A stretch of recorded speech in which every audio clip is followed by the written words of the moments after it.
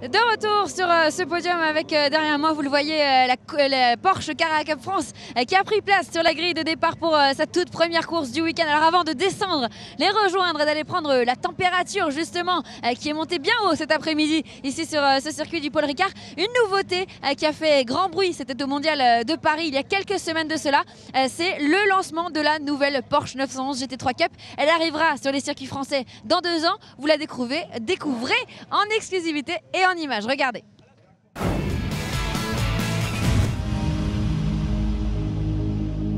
C'est la voiture de course la plus populaire au monde avec plus de 3000 exemplaires vendus depuis sa création. Elle roule dans plus de 20 séries monotypes à travers le monde. Je parle bien entendu de la Porsche 911 GT3 Cup dont vous allez nous révéler aujourd'hui la nouvelle version. Aymeric Tougeron, parlez-nous de cette nouvelle Cup ici derrière nous.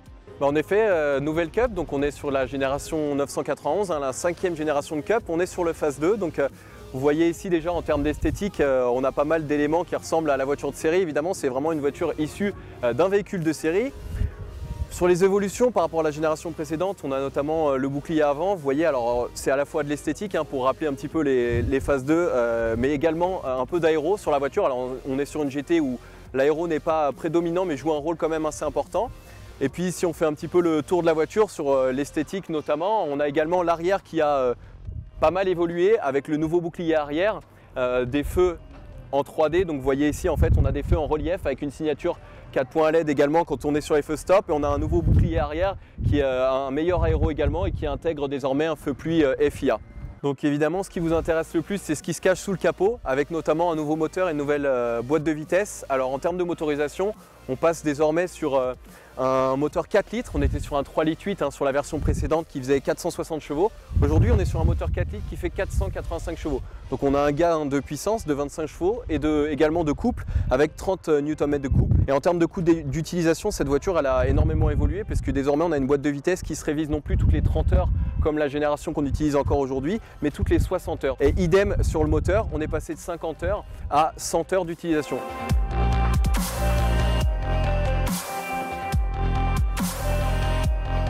On voit déjà notamment ici que la sécurité a été renforcée. On a une nouvelle trappe de toit qui est bien plus large qu'auparavant. Donc on voit que l'extraction des pilotes par ici peut se faire de manière plus aisée. On a un nouveau baquet également qui a des renforts plus importants au niveau des épaules et de la tête pour éviter les mouvements en cas d'accident. Et puis en termes d'habitacle, alors si vous regardez un petit peu à l'intérieur, on a pas mal de nouvelles fonctions, de nouveaux boutons et notamment on a un nouveau dashboard qui indique beaucoup plus de messages d'alerte ou qui est capable de diagnostiquer la voiture en temps réel. Là vous avez beaucoup plus de messages qui s'affichent sur le dashboard. Quand est-ce que les pilotes de Cup auront l'occasion de pouvoir la découvrir sur la piste? Alors ça dépend de quelle Cup on parle. Aujourd'hui, dès l'année prochaine, ils auront l'occasion de la découvrir en Cup allemande, également en Porsche Mobile 1 Super Cup. Et puis enfin en Cup Challenge aux États-Unis. Et cette voiture, malheureusement, elle nous est réservée pour le marché français et les autres Carrera Cup à partir de 2018 seulement, j'ai envie de dire. Mais on a encore une pleine année d'exploitation de la génération précédente et on a encore beaucoup de voitures sur le marché, beaucoup de gens qui sont encore intéressés par cette voiture. Donc c'est vrai que c'est un avantage de pouvoir continuer à exploiter cette voiture et puis on attendra notre tour jusqu'à 2018 pour pouvoir exploiter cette nouvelle auto.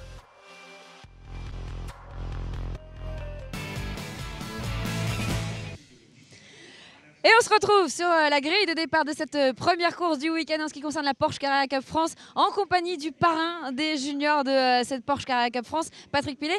Patrick, un petit mot sur cette nouvelle Cup qu'on vient de découvrir. Est-ce que vous avez pu l'essayer? Est-ce que vous en pensez? Alors je ne l'ai pas essayé, mais j'ai pas mal de coéquipiers qui ont roulé avec et c'est vraiment une grosse évolution. Comme à chaque fois pour Porsche, ils viennent avec une nouvelle voiture beaucoup plus performante et celle-là l'est vraiment puisque on parle de plus de 2 secondes au tour plus rapide. Donc c'est une vraie voiture de course encore plus performante et avec laquelle ils vont se régaler pas l'année prochaine malheureusement en France, mais dans 2 ans. Voilà, un mot Patrick, parce que vous êtes évidemment le parrain des juniors de cette Porsche Carrera Cup France. Ils sont aux avant-postes, vos pilotes, pour cette finale ici au Castellet. Quel est le bilan que vous tirez justement pour vos pilotes, pour vos petits juniors à l'issue de cette saison 2016? Très positif parce qu'ils ont fait une belle saison. C'est sûr que Mathieu domine le championnat, mais ça permet aux autres de se mesurer à ce qui se fait de mieux puisqu'il a gagné les 2 dernières courses de Super Cup à Kota le week-end dernier. Donc eux, ça leur permet d'aller de l'avant. On a pu voir Vincent Maltoise notamment ce matin qui était très proche de Mathieu en qualif. Et tous les autres font une vraie progression tout au long de l'année. Donc c'est ce que j'attendais d'eux entre guillemets. Mais c'est vrai qu'ils ont un gros potentiel et on a la chance d'avoir beaucoup de jeunes et ça crée l'émulation au sein du peloton. Alors des jeunes, il y en a quelques-uns qui vont se battre justement pour la 2e place du championnat. On va en profiter pour marcher vers la sortie parce qu'on est en train de se faire évacuer de la grille. Il y a Florian Lator évidemment qui était votre pilote espoir Porsche Carrera Cup France que vous avez sélectionné en fin d'année dernière. Votre regard justement sur l'évolution de Florian? Il a fait une saison prometteuse où il n'a pas fait vraiment de bêtises. Il a progressé tout au long de l'année. Il avait fait vraiment un bon step en ce qui concerne Le Mans. C'était un peu plus difficile en qualif. Je pense qu'il faut qu'il se lâche un petit peu plus. Je vais essayer peut-être de discuter avec lui après cette course. Je le laisse faire sa première course et puis demain, il va falloir peut-être qu'il se lâche un peu plus en qualif pour partir un peu plus aux avant-postes. Un dernier mot évidemment sur Mathieu Jaminet qui est la révélation de cette saison 2016, mais on l'avait déjà entrevu l'année dernière. Vous l'aviez sélectionné Patrick pour aller au scholarship Porsche l'année dernière. Il a été sélectionné, il a participé à la Super Cup. Quel est votre regard en tant qu'un petit peu détecteur de ce jeune pilote? C'est toujours plaisant de voir un jeune qu'on a suivi. L'histoire est sympa avec Mathieu. Il avait fait le Scholarship France aussi, où je ne l'avais pas sélectionné, mais où je pense que ça lui avait fait vraiment du bien et il était revenu encore plus fort l'année d'après. Et c'est vrai que l'an dernier, il a fait une superbe saison avec un très bon Scholarship où il a gagné la bourse pour cette année. Et cette année, il a explosé aux yeux de tout le monde et notamment aux yeux de Porsche. Et je pense que son avenir est tout tracé maintenant dans la firme allemande. En tout cas, c'est ce qu'on lui souhaite. Merci beaucoup, Patrick, pour votre temps. On va rejoindre tout de suite Adrien Pavieux qui est dans les starting blocks. Adrien, parce qu'il y a beaucoup de choses à dire sur cette grille de Porsche Carrera Cup avant que le départ ne soit donné dans quelques minutes. Et notamment, il y a beaucoup de choses aussi en ce qui concerne le championnat parce que si Mathieu Jaminet est déjà sacré, derrière, ça se bouscule pour la 2e place. Et puis, il y a aussi pas mal de bagarres en ce qui concerne le classement B. Effectivement, Guenel, il y a beaucoup de batailles. On attend de beaux affrontements en tout cas pour la bataille, pour la place de vice-champion. Du côté des B également, beaucoup de batailles. Mais avant cela, on va accueillir notre consultant comme le Degard qu'on va laisser quelques instants s'installer dans notre cabine le temps qu'on démarre les moteurs sur cette grille.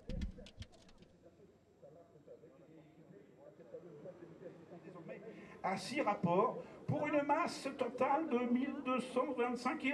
Donc vous voyez, c'est une voiture qui est relativement légère par rapport à la puissance développée, le fameux rapport poids-puissance. Merci de nous rejoindre sur le circuit Paul Ricard pour la grande finale de la Porsche Carrera Cup France avec Mathieu Jaminet de nouveau en pole position pour cette grande finale et ce dernier rendez-vous de l'année. Eh bien, on va rappeler cette statistique absolument incroyable. Déjà titré, Mathieu Jaminet a remporté l'intégralité des victoires, l'intégralité des pole positions. Seuls 2 meilleurs tours en course lui ont échappé sur les 5 meetings déjà courus. C'était statistique absolument exceptionnelle pour un titre qui va donc certainement revenir également du côté des équipes à une équipe Almeras qui avait déjà été titrée il y a 2 ans avec un certain Com Le Degard qui me rejoint dans cette cabine commentateur. Salut Com. Salut à tous. Merci d'être avec nous, merci de nous rejoindre. Effectivement, on est vraiment ravis de vous retrouver, de vous avoir à nos côtés pour vivre donc cette première course de cette finale. Encore une fois, Mathieu Jaminet est en pôle, pourtant on a un Vincent Beltoise qui est extrêmement proche. On sait que Mathieu Jaminet avait tendance à faire réaliser des pôles positions assez autoritaires depuis le début de l'année. Et bien là, je crois 123 millièmes d'écart entre Vincent Beltoise et Mathieu Jaminet ce matin. Oui, c'est vrai que l'équipe Saint-Elo Racing a fait du super boulot en mettant une voiture 2e assez proche de Mathieu. Et une voiture aussi 3e avec un rookie, donc ça va être assez intéressant aussi pour la course. Alors effectivement, on va déjà rappeler que donc Mathieu Jaminet réalise la pole, mais avec son 2e meilleur chrono réalisé lors des qualifs, puisque le meilleur temps a tout simplement été annulé pour le respect de la ligne de course. Mathieu Jaminet, vous l'avez à l'image, à ses côtés Vincent Beltoise, nous vous en parlions. Derrière, on va retrouver Julien Andlauer, qui est donc effectivement un rookie, un jeune, un junior, le coéquipier de Vincent Beltoise. Et donc Geoffrey Denarda est 4e sur cette grille. Là aussi, j'ai parlé avec Sylvain, le papa de Geoffrey, ce midi, qui me disait que Geoffrey avait un petit peu été gêné dans le cadre de cette manche de qualification mais qu'il avait encore de beaux dixièmes sous le pied. Et ça c'est intéressant car il devancera sur cette grille Jim Pla 5e. Jim Pla, sa seule et unique pige de la saison pour un budget assez compliqué à réunir pour un pilote pourtant bourré de talent. Jim Pla qui nous avait fait le plaisir de venir dans notre cabine commentateur lors du meeting du Mans. Et bien on est ravi que Jim ne soit pas dans la cabine mais en piste pour nous parler de cette course. Et Jim il reprend doucement ses repères, enfin il les a déjà assez vite repris puisque cette 5e place bien, lui permet de partager la 3e ligne avec Thomas Laurent. Thomas Laurent, champion du monde de karting qui découvre la Porsche Cup cette première année avec déjà beaucoup de talent. Lui aussi court pour Martinet by Almeras, Thomas Laurent. Et vous avez d'ailleurs eu l'occasion d'échanger avec lui, comme. Oui, c'est un pilote qui a roulé à très haut niveau en karting. Et bon, la transition est assez difficile parce qu'il a la chance ou la malchance de rouler en prototype et en berline. Et je pense que quand on débute, c'est peut-être pas ce qu'il y a de plus facile, mais il s'en sort plutôt bien, il fait du bon job. C'est quelqu'un d'assez intelligent en course, donc on peut espérer le voir remonter dans le classement. On va également retrouver sur la 4e ligne Alexandre Jouanem et Florian Lator, tandis que les B se partageront les positions suivantes. 9e et 10e, Christophe Lapierre qui réalise la pole position pour quelques centièmes devant Nicolas Misselin. Nicolas Misselin qui s'est d'ailleurs un petit peu plaint d'avoir été gêné lui aussi en qualif, mais qui a une belle revanche à prendre sur cette première course. On va également rappeler que nos amis de la Porsche Benelux sont parmi nous et que du côté du challenge Porsche Benelux, c'est Dardelli qui fait la pole devant Rohr Lindland. Alors Rohr Lindland c'est bien du championnat de la Porsche Cup France. Rohr Lindland 3e temps des B devant Alexander Gadaï. Alors justement je sais que vous êtes aussi là pour coacher un petit peu Alexander Gadaï, comme si bien sûr vous avez besoin de prendre la radio, de sortir, de lui parler, n'hésitez pas à le faire. Si vous voulez même lui parler à l'antenne, on sera ravis de découvrir un peu les backstage d'un coaching, du moment que c'est pas confidentiel évidemment. Moi je me souviens que la dernière fois que vous étiez avec nous, c'était au Mans, la piste séchée, tout le monde était parti en pluie sauf Alexander qui avait chaussé les slicks. On en a d'ailleurs reparlé hier. Et effectivement ça avait été une grande course de Cup, on s'en souvient tous. Alors on espère qu'il va nous faire une très belle performance encore aujourd'hui. C'est ça, on espère qu'il va se battre devant avec les autres gentlemen. Mais c'est vrai qu'on a vraiment un très bon niveau en gentleman cette année, qui se battent même avec certains A. Donc voilà, Alex a fait plutôt du bon boulot. On veut toujours mieux, mais je pense que ça a été assez solide et qu'on peut voir une belle course de sa part. On peut le voir aussi se battre un petit peu avec des A qui sont en arrière. Effectivement, Alex Jouanem, c'est l'eau et le feu, c'est-à-dire qu'il a une vitesse qui est exceptionnelle, hein. Il a beaucoup de talent ce jeune garçon, une fougue qu'il faut encore un petit peu canaliser, ou en tout cas trouver les limites de cette voiture qui n'est pas évidente. Mais on va le suivre, Alex Jouanem qui s'élancera 7e devant Florian Lator. Toutes les voitures sont sur la grille. On va vous rappeler donc que nos amis du Benelux sont là, hein. Du côté du Benelux, on a Dardelli qui partira 11e, Wouters 15e, De Wael 7e, Berkhoff 17e. Et on fera ensuite un point sur le classement à la suite. Le très bon départ de Mathieu Jaminet. Et attention qui vient tasser Vincent Beltoise, c'est extrêmement limite. Le changement de trajectoire de Mathieu Jaminet qui a été autoritaire pour défendre sa position. Mais on a vu qu'il avait eu une très bonne impulsion au départ, Vincent Beltoise. Derrière, bon départ aussi de Julien Andlauer et une voiture partie à la faute. Derrière, c'est une voiture du Benelux. On voit que les autres concurrents parviennent à l'éviter sans dommage majeur. Il y a toujours un petit peu plus de difficulté et le dégât. En tout cas, le départ, on l'a bien vu. Ouais, on découvre effectivement la voiture de Mulders qui se retrouve donc à l'envers dans ce premier secteur. Il est dans son sillage, Vincent Beltoise. On va rappeler que Vincent Beltoise se bataille pour le titre de vice-champion. Et c'est important car Geoffrey Denardat, il a perdu une place sur ce départ. Il est maintenant 5e de Narda sous la menace de Thomas Laurent. Les voici, ces trois hommes, et cette bataille elle est essentielle au championnat. Et le contact, l'attaque à la limite de Geoffrey Denardat. Jim Pla qui reste à l'intérieur, attention, c'est à ses limites. Et Jim Pla il va pas se laisser faire, d'autant qu'après une attaque roue contre roue, ça va être assez viril. Attention également à la ligne de course là. Ouais, là il est... Ouais, là il joue avec la limite du règlement là, Geoffrey, pourtant c'est un très bon pilote et on va rappeler aussi cette super bataille face à Vincent Beltoise au Mans. Les deux hommes ont été extrêmement fair-play et on avait souligné que ce soit Geoffrey Denardat ou Vincent Beltoise, dans les deux cas le titre de vice-champion aurait été mérité tant ces deux hommes sont talentueux mais également extrêmement fair-play. Donc là Geoffrey, il faut pas perdre patience, c'est cette roue qui fume, cette carrosserie qui touche le pneu et qui pourrait peut-être coûter très cher à Geoffrey Denardat, alors que Vincent Beltoise derrière, il est toujours deuxième. Ouais, Ouais, là j'ai peur pour l'état du pneu de Geoffrey. Alors, des fois, il se peut que ça soit un petit peu le pare-choc qui soit rentré et ça peut disparaître après un tour ou deux à suivre. Jaminet du coup resterait du coup en leader avec une avance désormais un petit peu plus installée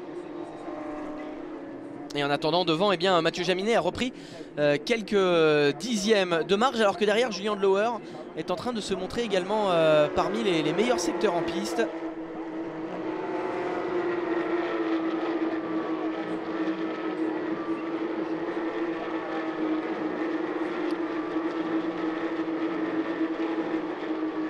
C'est aussi une belle bataille pour les deux pilotes du Saint-Elo Racing. Et voilà, Julien Dlouher qui vient de passer devant Vincent Beltoise, alors que j'étais en train, en fait, pour ne rien vous cacher, de regarder les points au classement, puisqu'en temps réel, eh bien, Vincent Beltoise aurait une belle carte à jouer aujourd'hui. Tout va dépendre du sort de Geoffrey Denardat, même si Geoffrey est toujours dans le match, hein. A priori, cette carrosserie qui touche ne semble pas pour le moment lui avoir trop causé de tort dans la performance de sa voiture. En revanche, eh bien, Julien Dlouher, il est extrêmement rapide. Mathieu Jaminet qui lui va prendre le meilleur tour en course. On a également les premiers avertissements pour le respect de la ligne de course. Attention à tout le monde. Geoffrey Denardat qui reste dans le sillage de Jim Pla.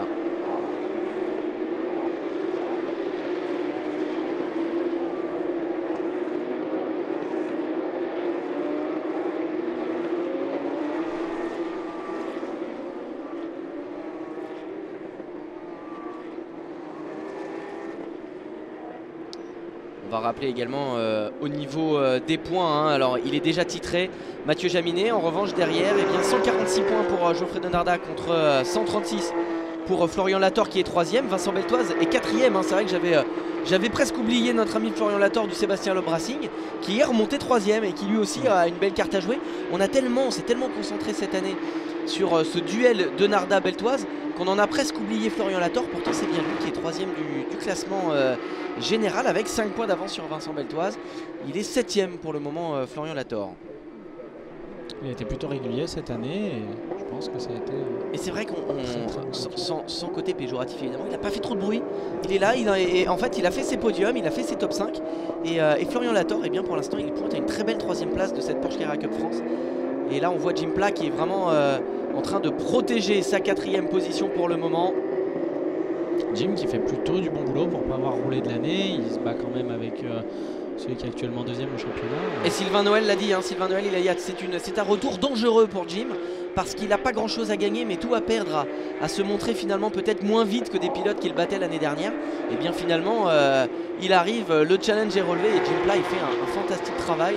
Il est 4ème pour le moment et il n'a rien perdu du talent qu'il a déjà placé aux avant-postes l'année dernière. On a vu également des dommages sur l'avant de Julien Dlouher, 2ème, qui a dû aller toucher une quille. C'est à l'avant, alors lui c'est à son avant gauche, nous c'est à droite de notre écran. On voit que le pare-choc est assez endommagé, on voit aussi la lame et le flap qui sont bien abîmés sur la voiture. Voilà, merci à la réalisation de Stop & Go de nous montrer et d'être resté sur cette... C'est Gilles, hein, c'est la caméra de Gilles qui a été... très bien, qui a eu l'œil en tout cas pour nous montrer les dégâts sur cette voiture. Et bien tout simplement ça pourrait être des dommages qui pourraient être un véritable handicap pour Julien Dlouher. On va donc suivre alors que pendant ce temps là Geoffrey Denardat il continue de mettre la pression sur Jim Pla. Et là c'est Thomas Laurent qui pourrait se montrer opportuniste dans cette bataille. Ça double beaucoup ici comme sur ce circuit du Paul Ricard. Alors ça double. Faut se jeter quoi. Ouais, en fait, il faut bien préparer les sorties des virages comme la chicane du Mistral, où on peut vraiment sacrifier le premier virage pour... Allez, Jim qui il y est allé, mais avec un suraxel qui va peut-être lui faire perdre un petit peu de temps dans la ligne droite à Geoffrey Denardat. Attention à Jim Pla qui va rester, qui va profiter de l'aspiration latérale pour se replacer à ses côtés. Très bien. Et là, est-ce que Thomas Laurent va en profiter peut-être pour s'infiltrer? Non, c'est pas passé là, il a bien réussi à garder sa position, Geoffrey Denardat. Et derrière, du coup, Florian Lator, il est revenu sur les 3e. Là aussi, le 3e du championnat. Du coup, on va le repréciser encore une fois parce que je m'en veux presque d'avoir oublié Florian Lator dans la bataille pour la 3e place vraiment. Donc, et là il fait encore une fois du bon travail, hein, Florian, le deuxième pilote du Sébastien Loeb Racing, qui est en train de venir se mêler à cette bataille. On voit Thomas Laurent, petits appels de phare, ça c'est le pilote d'endurance qui parle. Dans le trafic, sauf que là c'est du sprint et que les premiers sont tous à peu près aussi rapides, donc c'est pas aussi simple qu'un appel de phare. Et ouais, Geoffrey Denardat il commence à être assez expérimenté dans la discipline et c'est pas 2 appels de phare qui vont venir le perturber. Et il est passé Geoffrey Denardat. Cette fois Jim Pla s'est retrouvé piégé. Comment ça se fait qu'il a autant élargi quand on est il a fait 3 tours de suite, c'est un petit peu c'est sa trajectoire ou peut-être des températures, des pressions un peu hautes peut-être qui font qu'il était très performant au début et que là le pneu surchauffe. Porsche Carrera Cup, c'est très important les pressions, c'est une grosse partie du réglage de la voiture. Alors attention également, avertissement à Jim Pla pour le respect de la ligne de course. Et on voit que Thomas Laurent maintenant à son tour va venir mettre la pression sur Latour. Et ouais, et finalement c'est Florian Latour là qui se place aux côtés de Thomas Laurent. Et derrière, eh bien, ils en profitent pour revenir. Là, Nicolas Misselin et Alex Jouanem. Nicolas Misselin qui a donc pris un bel avantage sur Christophe Lapierre au classement B. Christophe Lapierre qui est même passé par Alexander Gadaï. Bon travail d'Alexander. Ouais, il a fait du super boulot parce qu'il est 2e. Il partait 13e sur la grille, il se retrouve 10e. C'est assez solide, il a besoin de prendre du plaisir sur cette dernière course. La saison n'a pas été simple, mais c'est un circuit qu'il affectionne particulièrement. On va rappeler que du côté du Challenge Benelux, c'est Der Daily qui est en tête devant Schmitt. Piron est 3e, Rec 4e et Wouters 5e du classement Benelux. Ils sont un peu tous intercalés entre différents pilotes de la France. Parmi ces pilotes, j'aperçois Denis Papin, un numéro 44 qui fait référence à sa région de Loire-Atlantique. Denis, directeur d'ailleurs de concession Porsche, hein, des concessions Porsche Nanterrennes. Et Denis, eh bien, qui partait dernier pour un défaut d'alternateur en qualification qui l'ont malheureusement stoppé durant ses qualifs avant la fin de la séance. Et bien Denis partait dernier, il est déjà remonté 18e. Donc là vraiment super remontée, il est d'ailleurs en plein dans la bataille. Si on a l'occasion d'avoir un petit coup d'œil sur la numéro 44 de Denis Papin, il est en pleine bataille dans ce peloton. Parce qu'on parle beaucoup des A, mais du côté des B, eh bien, on a aussi des belles batailles. On a parlé de Misselin, de Gadaï et de Lapierre, mais derrière on a vraiment d'autres belles batailles. Et d'ailleurs on suit ici Schmitt avec Lindland et Ansel. Donc voilà un pilote B du Benelux qui a trouvé des adversaires dans son terrain de jeu. Schmitt qui emmène un joli paquet. Ansel, Piron, Drake et Papin est juste derrière. Le voilà, Denis Papin qui vient encore de gagner une position. C'est face à Berkov qu'il est en train de se batailler. Ah là il est déchaîné notre Denis Papin et on imagine que sur le bord de la piste, eh bien, là il se bat d'ailleurs avec Roland Bervillet qui est un pilote de GT assez émérite. Eh bien Denis Papin devant Roland Bervillet. Voilà, ils ont également doublé Van der Grift, le pilote du Benelux. Denis Papin qui arrive du challenge Porsche. Et là vraiment du Porsche Club, pardon. Et le Porsche Club, vous voyez que c'est vraiment une excellente école. Et il a loupé la trajectoire, voilà, il a loupé son frein Denis. En tout cas, très belle bataille face à tous ces pilotes. On va revenir sur la tête de course. Mathieu Jaminet, ouais, du coup il a loupé un petit peu son retour en piste. Mathieu Jaminet en tête devant Julien Handlauer, Vincent Beltoise et Geoffrey Denardat. Jim Pla toujours 5e, Latour 6e, Thomas Laurent 7e et Nicolas Misselin 8e, premier DB devant Jouanem. Gadaï toujours 2e DB et Lapierre 3e. Vraiment très bonne course hein, d'Alexander Gadaï. Qui nous parlait d'ailleurs, j'ai vraiment apprécié discuter avec lui hier parce qu'il a parlé avec beaucoup de sincérité en disant voilà, les pilotes ils arrivent, les pilotes A ils ont leur course à penser et rien d'autre. Moi j'arrive, j'ai beaucoup de travail en ce moment, je suis très stressé par mon travail et voilà, j'admets que c'est pas forcément la voiture, mais c'est moi dans ma tête qui ai du mal à me plonger dans la course. Et bien vous voyez comme quoi un pilote, même avec tout le stress du travail qui parfois on a tous connu ça, même avec le stress du travail qui parfois ne nous quitte pas le week-end malgré nos hobbies, et bien Alexander Gadaï parvient à se montrer aussi vite qu'un Nicolas Misselin, qu'un Christophe Lapierre et vraiment c'est vraiment une très belle course qu'il est en train de faire. Ouais, c'est vrai. Après, j'ai envie de dire que c'est le côté gentleman. Ils ont tous un travail dans la vie et je pense qu'il y a des moments où ils sont plus ou moins stressés. Et c'est sûr que ça a une influence sur la performance en piste. Mais des fois, je le vois avec Alexander, quand il est un petit peu pris, un peu trop pris par le travail, il en oublie presque des fois son stress. C'est pas forcément mauvais, mais c'est assez intéressant à voir selon les caractères. Il y a des bons côtés alors. Ouais, c'est toujours mieux d'être bien préparé, d'avoir le temps d'arriver tôt. Il arrive au dernier moment, il a presque raté le briefing, donc c'est sûr qu'il y a un certain stress, mais c'est important quand même la gestion du stress pour un pilote. Ça peut presque détruire limite un week-end.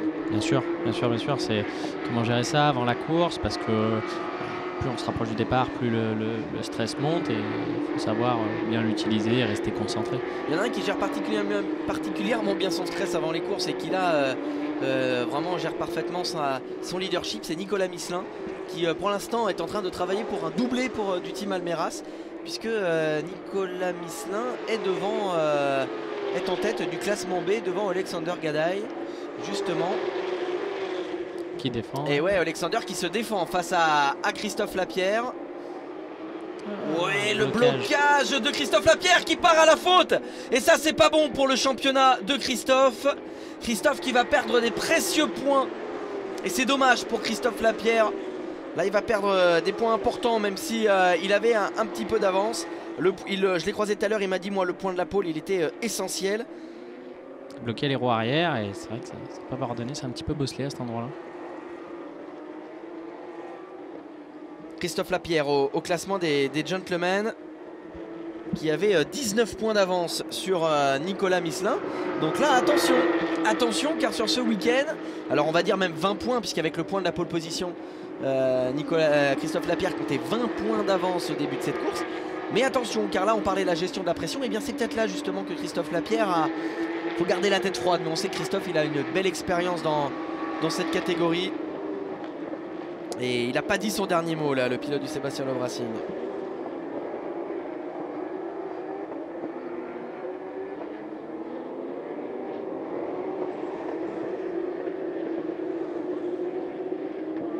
Et attention, avertissement également à Julien Handlauer pour non-respect de la ligne de course. C'est bon pour Gadaï, ça. Derrière les deux se battent. C'est un beau duel franco-belge. Même si Lindland n'est pas français, mais il fait des belles batailles. Hein. C'est assez agréable de voir ces deux championnats ensemble. Et là on voit Christophe Lapierre qui attaque donc sa remontée. On va rappeler que Christophe Lapierre, c'est plus de 40 victoires en gentleman, dont une au Nordschleife. Christophe Lapierre qui a également à son actif 2 pôles au général, hein, parce qu'on en parlait ce matin, il l'a longtemps tenu au général, la pole position sur le début de la séance. Et voilà, Christophe Lapierre qui reste un de ses pilotes B de référence. Et bien là, il a Rohr Lindland juste devant lui, donc peut-être va-t-il pouvoir remonter sur Rohr. Mais c'est vrai que là, Nicolas Misselin, il aura fait le job. Et Alexander va forcément pouvoir souffler un petit peu. Oui. Mathieu Jaminet a 8 secondes d'avance déjà sur Julien Handlauer. C'est assez impressionnant, hein, vraiment cette suprématie de Mathieu Jaminet cette année. Ça aurait été vraiment le meilleur dans une équipe de, j'ai envie de dire, Carrera Cup assez, qui est internationale, puisqu'il a relancé le Super Cup, mais il faut vraiment souligner le travail qu'il a fait en Super Cup qui a été magnifique. Très belle fin de saison, enfin même dès le début j'ai envie de dire, mais la fin de saison était très solide. On voit toujours les dégâts de Julien Handlauer sur son pare-choc avant. Ça n'a pas l'air de le handicaper plus que ça. On ne se sent pas handicapé par du sous-virage. Et Vincent Beltoise qui reste 3e pour le moment. Et la course est encore longue. On est à mi-parcours, hein. Donc vous voyez qu'il peut encore se passer beaucoup de choses. Et Alexander Gadaï, sous la menace de Dardelli, le pilote leader du classement Benelux, qui lui est un A, mais également de Rohr Lindland qui est pas loin derrière.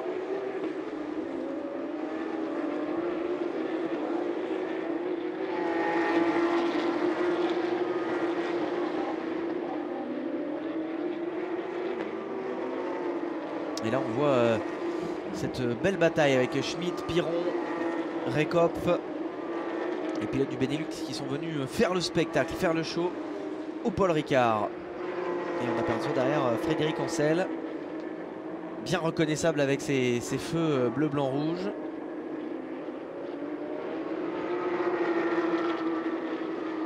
Ouais, les pilotes qui se sont un peu isolés devant. Je me demande si Julien Handlauer ne céderait pas quand même un petit peu de terrain à Vincent Beltoise. Ouais, dans le dernier tour, il a dû même faire une faute puisqu'il a roulé 2 secondes moins vite que Mathieu Jaminet. Ouais, il est remonté Vincent Beltoise. Il est pas dans son...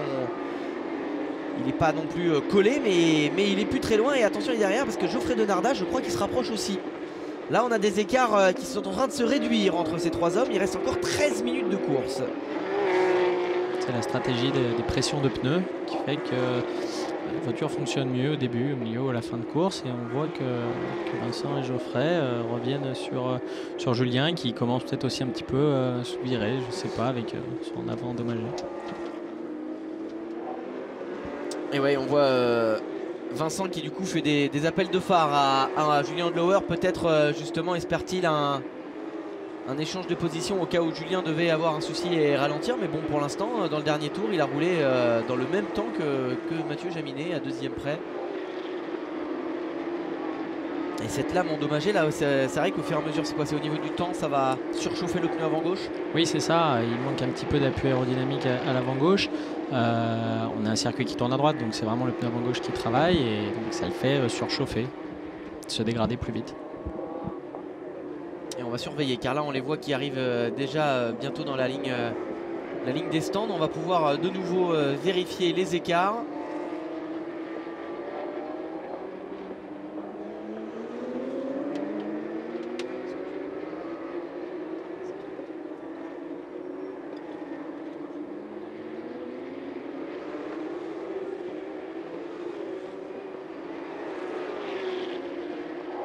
Et on voit justement qu'il y a également des retardataires à passer, ce qui pourrait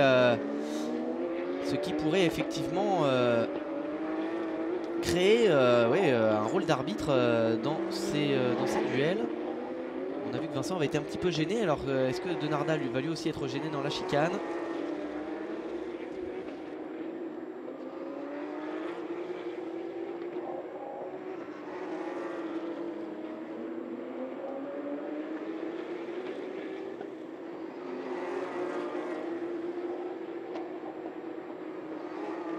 Là, on est en train d'analyser un petit peu les écarts car on a vu que Florian Lator était bien installé en 6e position. Attention malgré tout car derrière Florian Lator il y a Thomas Laurent qui met toujours la pression. Et on suit également Geoffrey Denardat qui se montre assez rapide. Alors est-ce qu'il remonte entre Beltoise et Denardat? C'est une bataille des nerfs en tout cas entre les 2 hommes. Alexander qui lui se défend face à un pilote A. Parce que Dardelli, on le rappelle, n'est pas un pilote B. Et là, Alexander Gadaï, eh bien, faut qu'il se défende parce que par contre derrière, il y a Rohr Lindland qui est en train de surveiller la moindre opportunité. Et derrière, là, c'est Roland Bervillet qui s'est fait piéger au bout de cette ligne droite.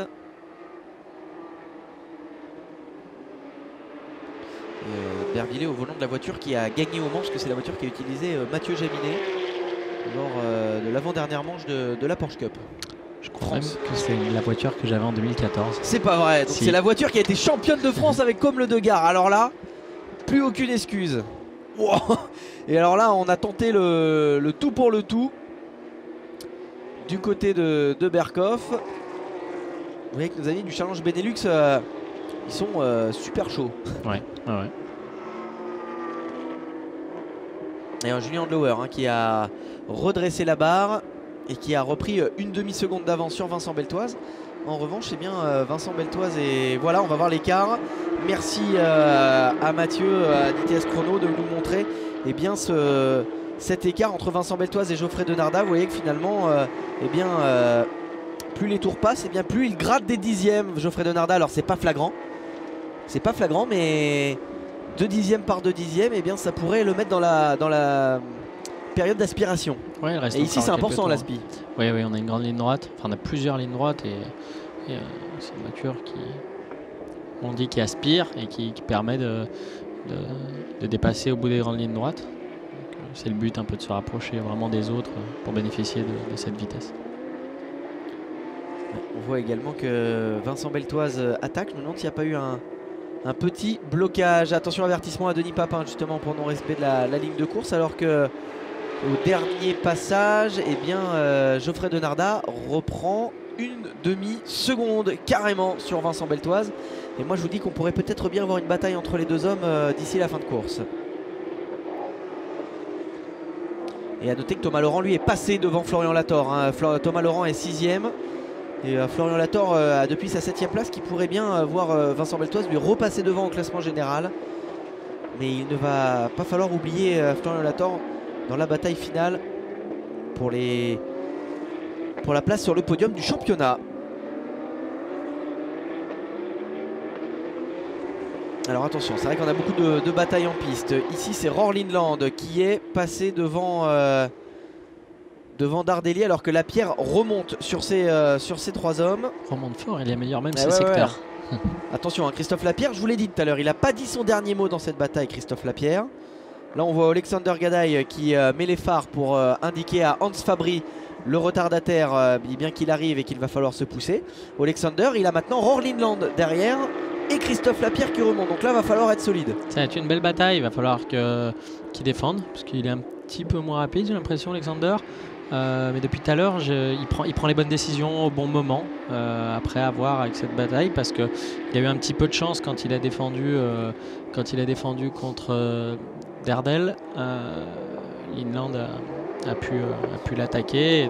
On voit que ça cisaille, hein, et ça. Si vous avez besoin d'aller lui parler à la radio, n'hésitez pas, hein, comme je ne veux surtout pas vous empêcher de faire votre job de coach, même s'il fait déjà une très belle performance en piste, Alexander Gadaï.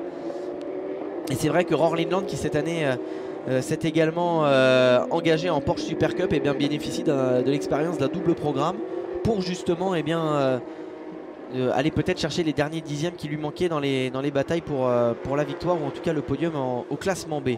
Julien Andlauer qui a bien conforté sa 2e place, et derrière, eh bien, Geoffrey Denarda, il continue de grappiller. Il grappille encore sur Vincent Beltoise.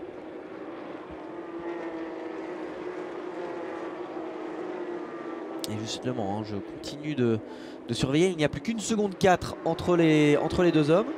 Et ouais, à moins d'une seconde, l'aspiration va être de plus en plus efficace. Et il reste encore 6 minutes à Geoffrey Denarda pour peut-être espérer aller se batailler pour le podium. Julien Andlauer, quelle belle course, hein. Julien Andlauer qui se révèle vraiment cette saison. Lui qui arrive de la F4 et qui a tout de suite choisi de s'engager en Porsche Cup. Et bien Julien Andlauer, là, il est vraiment en train de se montrer comme une des nouvelles références de la Porsche Cup en France. Je peux vous dire que l'année prochaine, il va falloir compter sur lui pour le titre. C'est vrai qu'il a beaucoup progressé tout au long de l'année, et même avec son pare-choc avant endommagé, il arrive à contenir Vincent Beltoise qui est assez expérimenté. Et ouais, hein, Vincent, 3e saison en Porsche, et pourtant là il voit Julien Andlauer qui est 4e, 5e saison en Porsche Cup. 5e, on a roulé ensemble notre première saison en 2012. Et ouais, et c'est vrai que Vincent, qui est un pilier et une référence de la Porsche Cup France, eh bien, aura en tout cas eu un impact très positif sur Julien Andlauer. En témoigne cette 2e position, même si devant on a Mathieu Jaminet contre le reste du monde. Mathieu Jaminet qui a également décroché un meilleur tour en course. Là il est 1 seconde 5 plus rapide au tour que tout le monde en piste, hein. Il est intouchable. Il est vraiment au-dessus du lot. Et... 1:30.1 le meilleur tour en course de Mathieu Jaminet, et ses adversaires roulent entre 1:31.5 et 1:32. Là c'est assez violent quand même. Ouais, et puis en plus il roule toujours là dans des temps assez proches de son meilleur temps. Il n'est même pas à 1 seconde de son meilleur temps, donc il y a vraiment un rythme en course incroyable. Il lâche rien, il a beaucoup d'avance mais il lâche rien. Ah, il a sûrement trouvé quelque chose, hein. Il a trouvé ce petit truc qui lui permet d'être au-dessus du lot. Ouais, c'est l'ensemble, c'est une équipe, il est dans une équipe familiale où l'ambiance est vraiment très bonne et où tout s'est bien passé. Il a aussi beaucoup roulé parce qu'il fait le double programme, mais on avait déjà vu l'année dernière qu'il avait été très très fort pour une première année, hein. Et ouais, incroyable.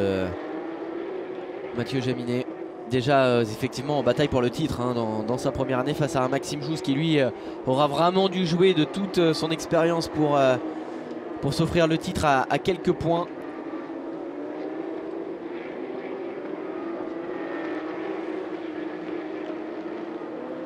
Et Mathieu Jaminet qui remonte donc sur les premiers retardataires. On va rappeler que du côté du Challenge Benelux, c'est Dardale qui est en tête devant Piron et Schmitt. Alors Dardale est en A, Et Dardel qui est repassé devant Roar Lindland. Et bien voilà une bataille qui devrait certainement laisser de l'air à Alexander Gadaï. Si on arrive peut-être à aller chercher la bataille entre Alexander Gadaï numéro 13, Dardel numéro 99, Roar Lindland numéro 11 et Christophe Lapierre numéro 911 qui doivent être certainement regroupés. Ça pourrait être assez intéressant.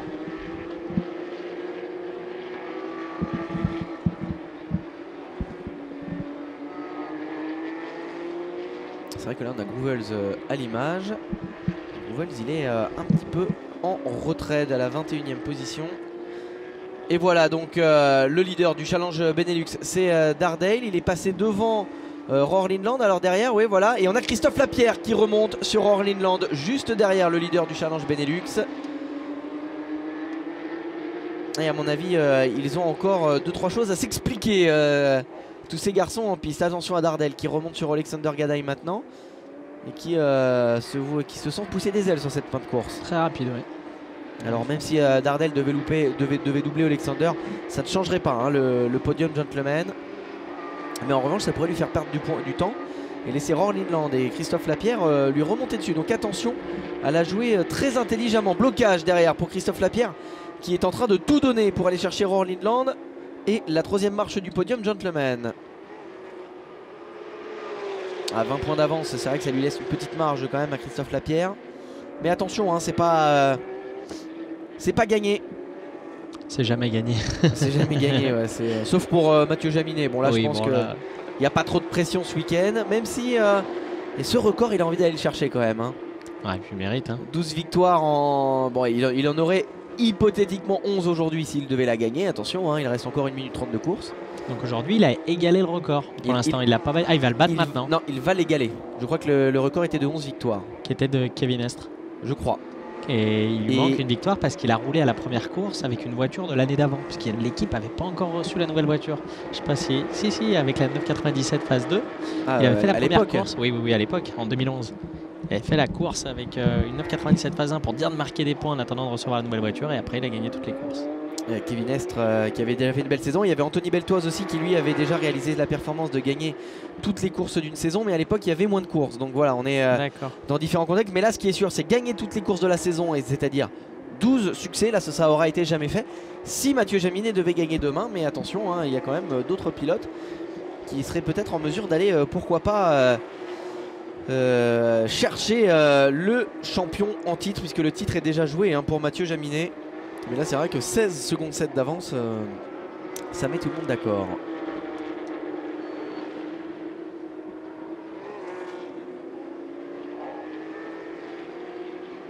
Alors Alexander Gadaï qui résiste à Dardale, Roar Lindland qui résiste à Christophe Lapierre. Et les voilà justement.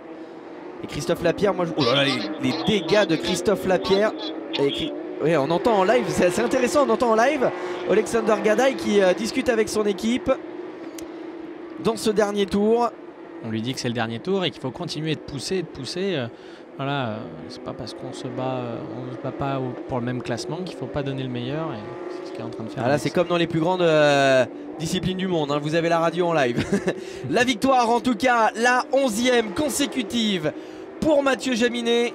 Il est impressionnant, il est imbattable. Pôle, victoire, meilleur tour en course pour Mathieu Jaminet qui va s'imposer avec presque 17 secondes d'avance sur Julien Delower. Et attention, c'est pas possible, qu'est-ce qu'il a fait, la faute de Vincent Beltoise qui est là, ça va être extrêmement serré. Alors à la ligne du chrono, ça donne Beltoise devant Denarda pour 73 millième entre les deux hommes. Beltoise maintient sa 3e place. Mais alors Vincent Beltoise se sera fait très peur dans ce dernier tour. Jaminet s'impose devant Delower, Beltoise 3e, Denarda 4e, Plat 5e, Thomas Laurent 6e, Florian Lator 7e, Alex Jouanem 8e et Nicolas Misselin qui vient maintenant prendre la victoire en B devant Alexander Gadaï 2e et Roar Lindland 3e du B. Du côté du Benelux, eh bien Dardale s'impose devant Pierre Piron et Schmitt. Good job, Alex. Good job. You are P10 overall, and P2 in the B category. P2. Voilà, vous entendez la radio d'Outlander. Ah, vraiment, comme si vous y étiez dans la Porsche numéro 13, c'est le plaisir. Et voilà, c'est vraiment le plaisir d'avoir comme le Dogard avec nous en cabine, c'est qu'on a également les backstage des pilotes, comme si vous y étiez. Good job, Alex. Really good job. Proud of you.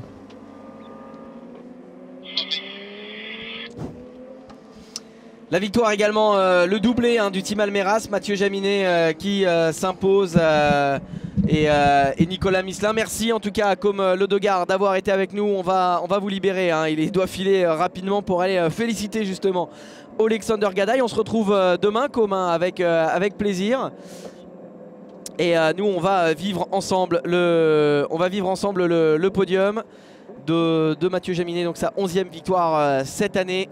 Julien Andlauer de nouveau sur le podium, Vincent Beltoise qui va donc grappiller assez de points pour repasser 3e au championnat et surtout qui va regrappiller 2 petits points sur Geoffrey Denarda. Ça va encore être très serré jusqu'à la dernière course de la saison, à suivre bien sûr ensemble demain. On va également dans quelques instants redécouvrir le podium des gentlemen et le podium du challenge Benelux. Chez nos amis du Benelux, on vous rappelle que c'est Dare Daily qui s'est imposé dans cette catégorie. On se retrouve dans quelques instants sur la Victory Lane.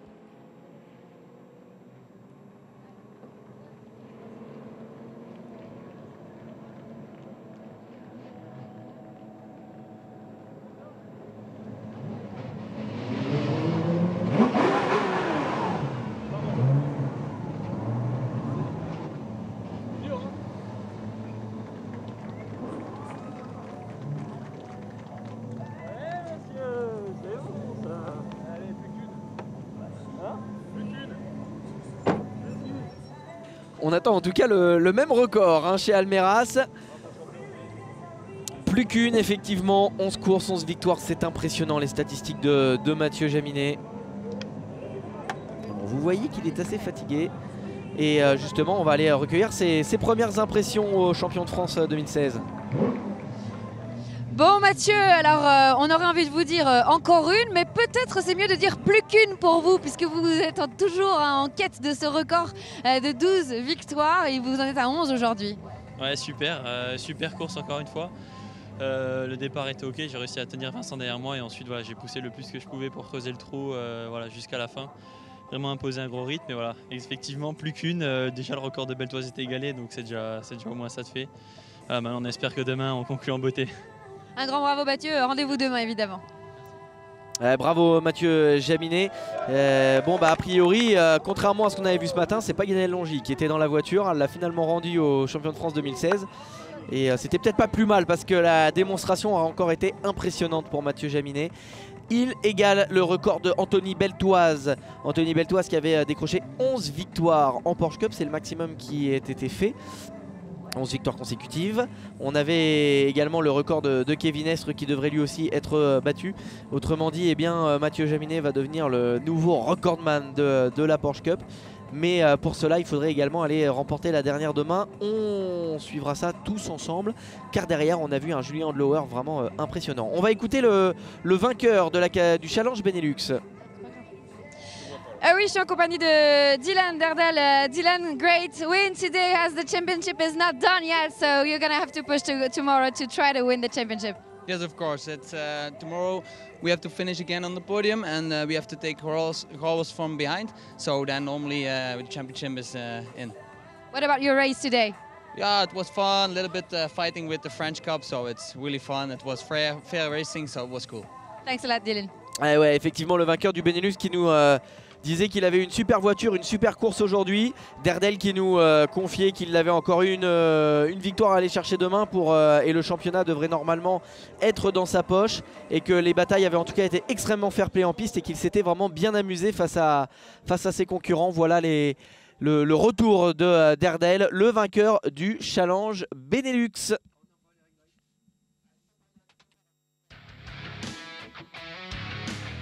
Et en attendant, on va revivre les moments forts avec un départ, une petite frayeur je pense pour Mathieu Jaminet au départ face à un excellent départ de Vincent Beltoise.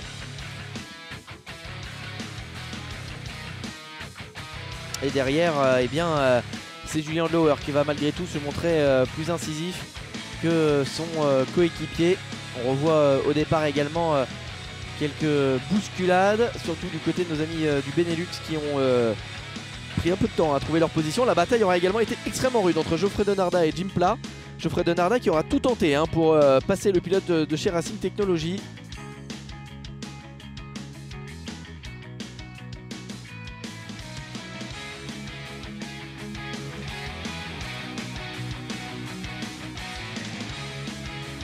Et Denarda qui va finalement trouver l'ouverture pour s'atteler à une impressionnante remontée sur Vincent Beltoise. Petite faute également du côté des B de Christophe Lapierre.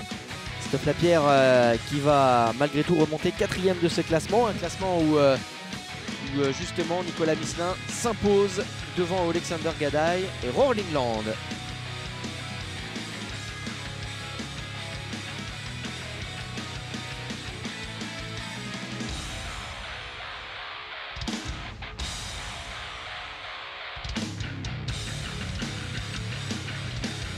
Mais rien ni personne n'aura pu aller déloger Mathieu Jaminet de la première position. 11e victoire consécutive pour Mathieu Jaminet qui égale le record d'Anthony Beltoise.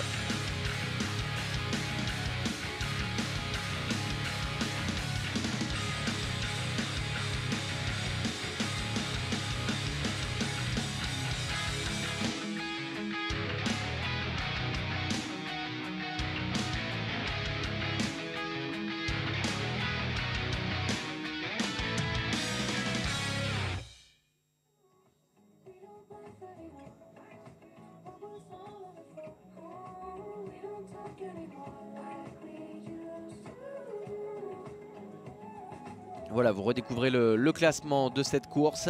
Plus de 17 secondes d'avance, impressionnant. Mathieu Jaminet à l'arrivée sur Julien Andlauer. Julien Andlauer qui continue de se révéler.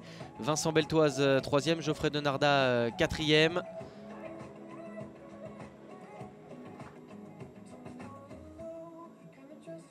Voilà, mesdames et messieurs, nous sommes très heureux et ravis de vous présenter les podiums en ce qui concerne la Porsche Caracal et le GT3 Challenge Benelux.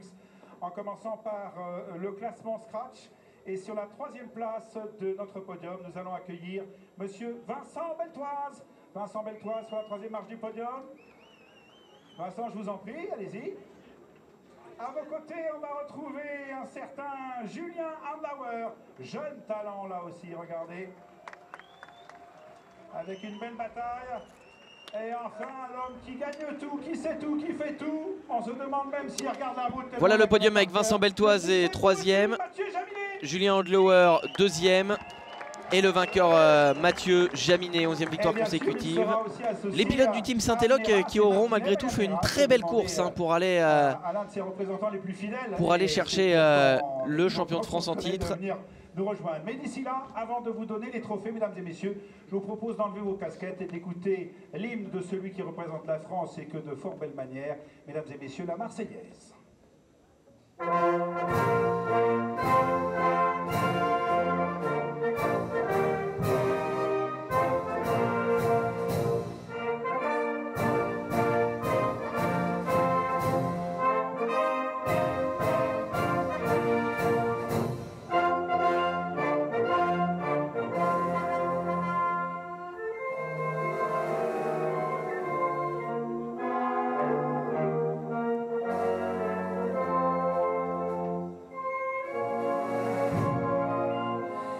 Messieurs, mesdames, mesdemoiselles, je vous propose d'applaudir notre podium. Voilà pour le podium A de la Porsche Carrera Cup France. Mathieu Jaminet, Vincent Beltoise, Julien Andlauer qui termine à une très belle 2e place. Quelle belle course de Julien Andlauer.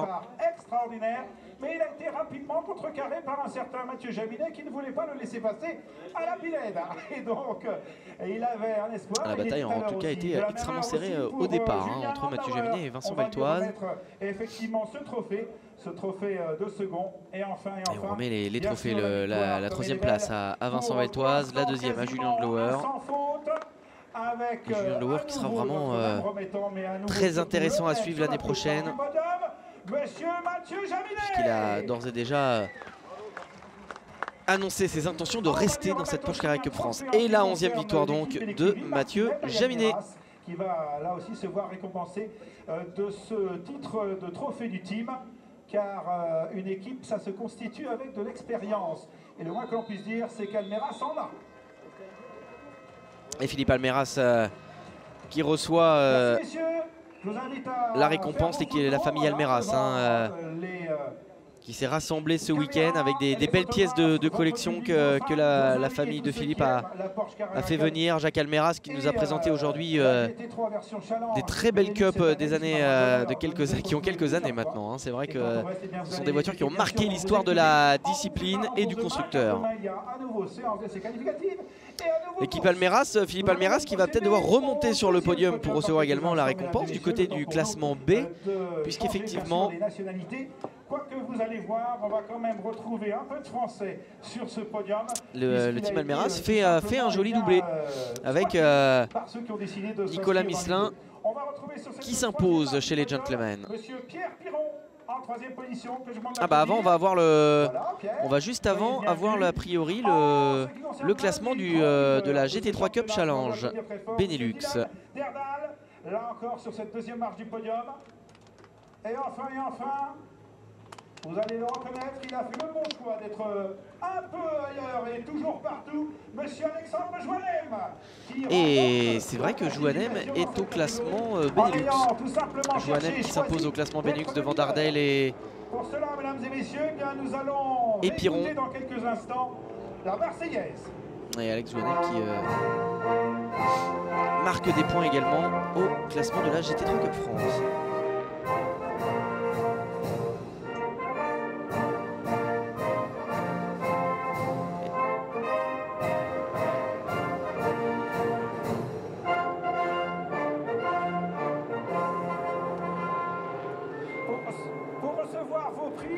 Je vais demander tout simplement à monsieur Thomas Terrière de la société Roderer de remettre... Et voilà donc pour la remise des prix. C'est vrai qu'on avait annoncé Dardale vainqueur du Benelux, parce que pour nous, Jouanem ce week-end marquait les points du classement France. Et on découvre sur cette image qu'il marque aussi, il décroche également la victoire du Benelux. Donc vraiment beau week-end pour Jouanem qui en fait fait une belle double opération. Soyez les bienvenus, vous avez fait le bon choix. Mettez-vous sur la même marche, messieurs. Voilà, pour une photo globale. Vos applaudissements une dernière fois, mesdames et messieurs, s'il vous plaît. Bravo. Et travaillez bien pour demain, vous attend pour la séance de qualification.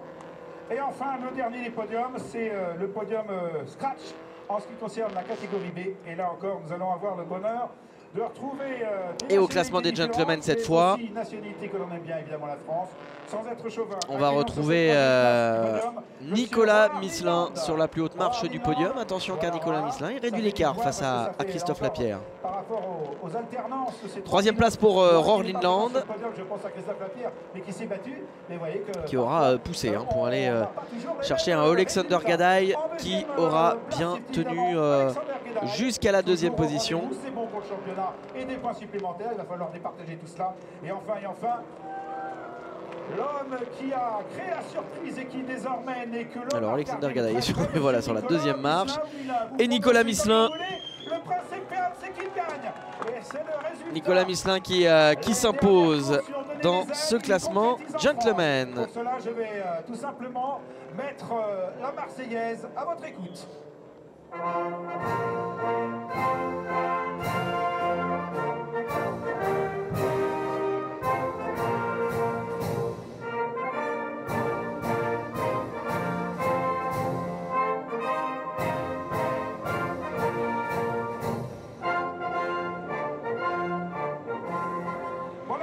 Mesdames, il est temps pour vous de recevoir vos trophées, et je pense bien sûr à madame Nicole Nagel de Porsche Motorsport, qui va donc donner la coupe de troisième à Roar Lindland, notre Norvégien. Et voilà la remise de la coupe de troisième à Roar Lindland, troisième du classement gentleman. Alexander Gadaï qui reçoit la récompense pour la deuxième place de ce classement gentleman. Et Nicolas Misselin qui s'impose donc dans ce classement et réduit l'écart face à Christophe Lapierre. que l'on retrouvera d'ailleurs sur la future voiture, que l'on retrouvera d'ailleurs en exposition sur le Pit to Walk. Et non pas l'année prochaine, mais dans 2 ans, en Coupe française. Vous savez qu'on a toujours 1 an de décalage. Nous, on aura 1 heure de décalage ce soir, n'oubliez pas. À 3 h du matin, il sera 2 h. Le temps pour vous de fêter encore plus vos victoires. Merci messieurs. On se retrouve demain et on va tout de suite aborder la phase scintillante et pétillante avec les Peugeot RCZ Racing Cup dans quelques instants. Merci et à tout de suite.